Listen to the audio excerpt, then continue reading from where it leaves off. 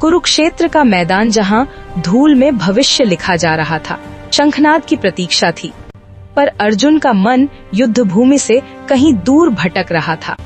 रथ पर खड़े होकर उसने सामने देखा वही भीष्म पितामह, जिनकी उंगली पकड़कर उसने धनुष उठाना सीखा था। वही द्रोणाचार्य, जिनकी शिक्षा से वह महान धनुर्धर बना। अपने ही बंधु, बांधव, मित्र और गुरु सब एक दूसरे के विरुद्ध खड़े थे। यह युद्ध केवल अस्त्रों का नहीं, आत्मा का भी था। अर्जुन के हाथ कांपने लगे, गांडीव भारी प्रतीत हुआ।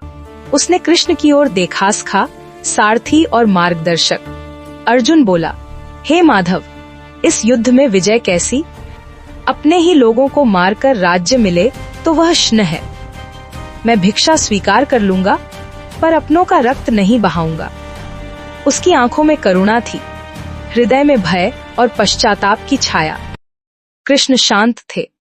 उन्होंने अर्जुन की बात सुनी और कहा, हे पार्थ, तू जिस करुणा को धर्म समझ रहा है वह मोह है। तू क्षत्रिय है, न्याय के विरुद्ध खड़ा होना तेरा कर्तव्य है। जिनके लिए तू शोक कर रहा है उनकी आत्मा अविनाशी है। शरीर नष्ट होता है, आत्मा नहीं। अर्जुन फिर भी विचलित था। कर्तव्य और करुणा के बीच उसका चुनाव धुंधला पड़ रहा था। कृष्ण ने कर्मयोग का उपदेश दिया। फल की चिंता छोड़ कर्म कर। निष्काम कर्म ही मुक्ति का मार्ग है। उन्होंने बताया कि अधर्म का नाश और धर्म की स्थापना ही युद्ध का उद्देश्य है। यदि अन्याय को देखकर भी तू पीछे हटे तो यह भी पाप है। अर्जुन को समझ आया कि उसका संघर्ष बाहरी नहीं, भीतरी है, अपने मोह, भय और अहंकार से। धीरे धीरे अर्जुन के भीतर स्पष्टता उतरी। उसने जाना कि धर्म केवल भावुकता नहीं, विवेक है। युद्ध से भागना आसान था, पर सत्य का सामना करना कठिन। उसने गांडीव उठाया, पर इस बार हाथ स्थिर थे, आंखों में दृढ़ता थी, मन में शांति।